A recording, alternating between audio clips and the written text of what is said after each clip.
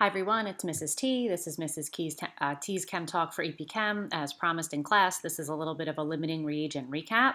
My name is Mrs. Tavanello. I'm a chemistry teacher at Calhoun High School. So this is one of the first things that we had on the board today, where we looked at a diagram of what could have been a reaction vessel, and the balanced equation has 2 moles of H2 for every 1 mole of O2 reacting.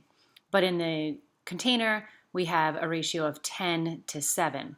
So if we just go and do a little visual here, we have 2 H2s and 1 O2, 2 H2s and an O2, another one here, another one here, and another one here. And what that gives us is 2 O2s left over.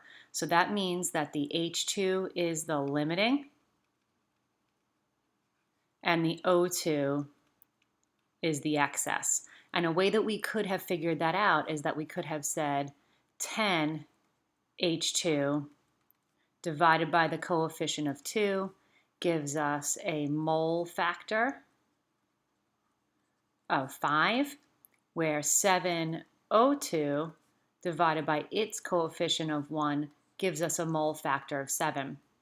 Those are stoichiometric equivalents, meaning that for every 2 H's we need 1 O, so we're going to divide the moles of H by its coefficient 2 in order to be able to compare this in a way that's true to the ratio. So that means that the hydrogen is going to be used up first, and as we see in the final picture, again, we wound up having all 10 of the hydrogens reacting, and we have these 2 oxygen molecules still there, not part of the products. So this idea of limiting reagent, again, tells us that if the reactants are not in the correct stoichiometric proportions, that means that one of them will run out first. That's the one that determines how much product we can make. The 10 H2s mean that there would be 10 water molecules produced in this particular diagram. And that is because the limiting reagent is doing exactly that. It's limiting how much product we can make. So we did another problem in class where we had MgCl2 plus 2Na yields Mg plus 2NaCl. And it says if 53.6 grams of magnesium chloride are reacted with 38.9 grams of sodium, and if 12 grams of magnesium are recovered, what is the percent yield? It also says find the limiting reagent, theoretical yield, and mass of excess according to the given reaction.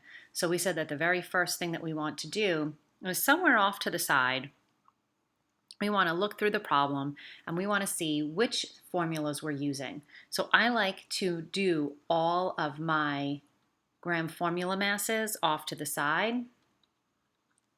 I'm going to look those up before I start, any of the ones that I might need, and write those somewhere where they're handy. And this will make it so that we don't have to stop working in order to look these things up. So I'm just looking these up and adding them together. And you should be doing the same thing. Now, NaCl we originally put on the board, but it's not asked about in the question, so I'm going to skip that one for now and just list out the ones that are actually asked about. So these are the gram formula masses that are asked about. I'm just going to leave those off to the side. And now anytime we are doing any sort of stoichiometry problem, we always want to make sure that our amounts are in moles. So we're going to take both of the given amounts and we're going to convert those into moles. So I'm actually going to pause the video here while I get this up on the screen. So just maybe you want to pause the video and write out your start to your dimensional analysis. Okay, so now that I've caught up with my dimensional analysis, remember we're going to take the amount in grams, multiplied by a fraction where the numerator and the denominator are equal to each other, where 1 mole is equal to the gram formula mass. We did that for both of them. And remember, I'm not big on rewriting the formulas, so since we started out with MgCl2 here, this is moles of MgCl2, and this is moles of Na. Now we could, if we wanted to, just eye up these amounts because it is a simpler ratio of 1 to 2. And I'm going to see, is this really a 1 to 2 ratio? And it's actually not. It's actually 1 to more than 2, where that means that the Na is in excess and the MgCl2 is in limiting. But the other thing that we can do, and this is my next step, which is divide moles by the coefficient. And if we divide the moles by the coefficient, we get that mole factor. And the smaller mole factor will give us the limiting reagent. So divided by 1, which is 0.563025. And this one gets divided by its coefficient of 2, which equals 0.84602. I kept these numbers big out of the calculator. I'm not going to round these at all. This is just for ratio purposes. So that means that the MgCl2 is limiting and the Na is in excess. So since the MgCl2 is limiting, that means that the MgCl2 runs out first. That means that the MgCl2 amount is what determines how much product will be produced. It also determines, or the maximum amount of product that can be produced. It also determines how much of the other reactant should be used. So the next thing that I would ask you to do in your notes is to just take a few gentle strokes through the information about the excess reagent and just put a couple of X's through it. You want to be able to still see it, but you don't want to use that information on accident. And so what I'm actually going to do is actually get rid of that on my screen, but on your paper, you're going to start the next pieces of what we're doing underneath here. I just don't have that ability on here. Okay, so now underneath where we originally did all of that work, what I usually do is just kind of put some brackets around the part where I converted my limiting reagent into moles, because we're going to continue with that down here. So you could rewrite it if you want to.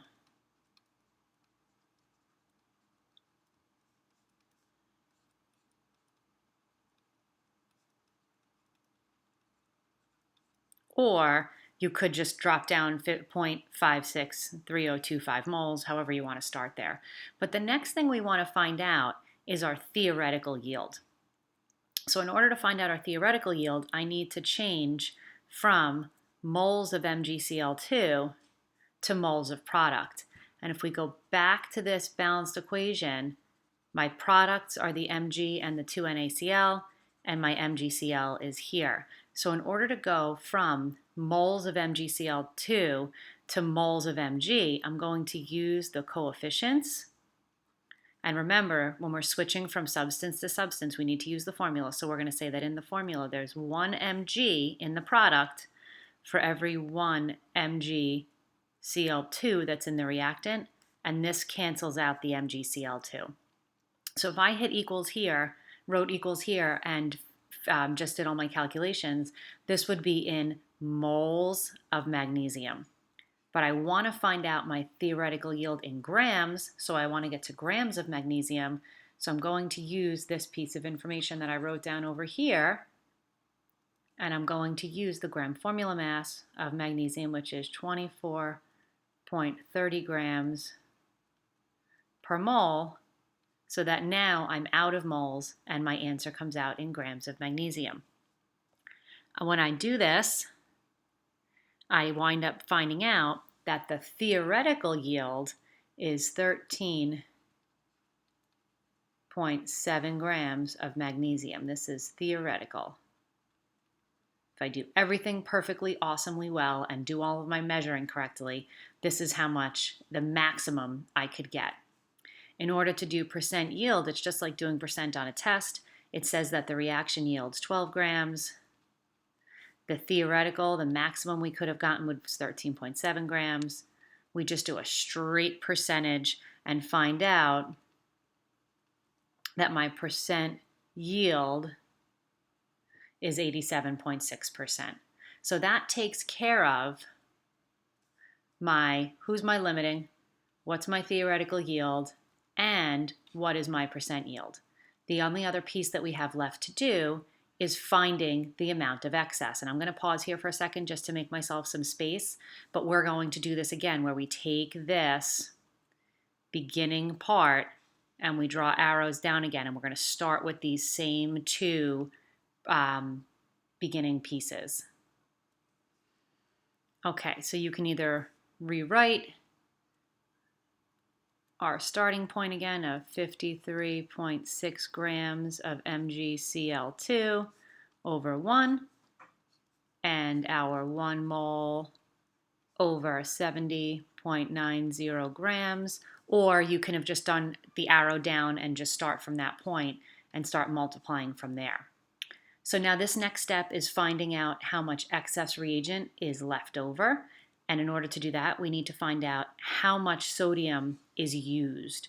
So right now, when we cancel out our unit of grams, because we're starting from that same spot every time, we're now in moles of MgCl2. Once again, in order to switch from moles of one substance to moles of another substance, we have to use the coefficients.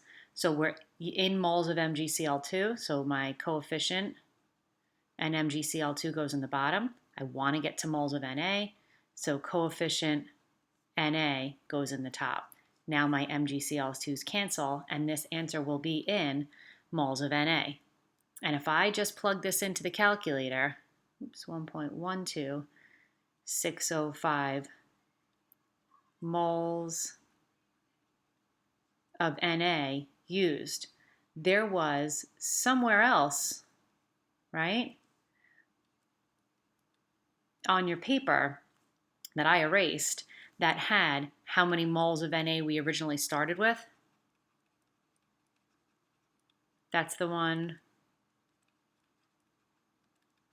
I had you cross out gently when we were doing the limiting reagent part. And if I go back to that, the original amount of moles of Na that we started with were 1.69204 moles. If we started with this many moles, 1.69204 moles, and we use 1.12605 moles, all we have to do is take the moles that we started with and subtract the moles that we used to get the moles of excess. Once we do that on the calculator,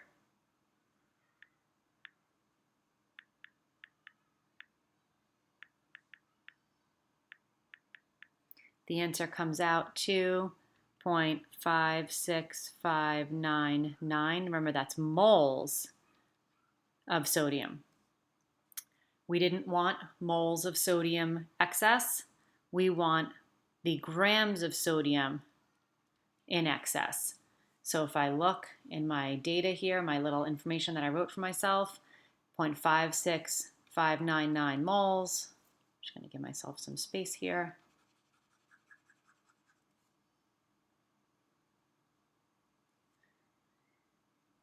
Multiplied by 22.99 grams over 1 mole, my answer comes out as 13.0 grams of sodium in excess. So that is my last piece, which was mass of excess remaining. So everything that we did was based on the amount of the limiting reagent. We went through and we found each substance and converted it to moles. Once we converted to moles, for each we divided by the coefficient to get the mole factor. The smaller mole factor was the limiting reagent. We kind of crossed out the other information a little bit just to make sure that we didn't accidentally use it for all the other calculations. We started with the mass and moles in of limiting reagent each time using the coefficients from the balanced equation to get that to the moles of the other substances and converted where necessary. Remember that the amount of MgCl2 goes down to 0 when the reaction is finished, but there will always be extra of the excess reagent, and the number of moles of limiting reagent in determines the number of moles of products that can be produced. So hopefully this was helpful. If you need any more help on anything with limiting reagent or anything else, you can certainly feel free to come down to my extra helps.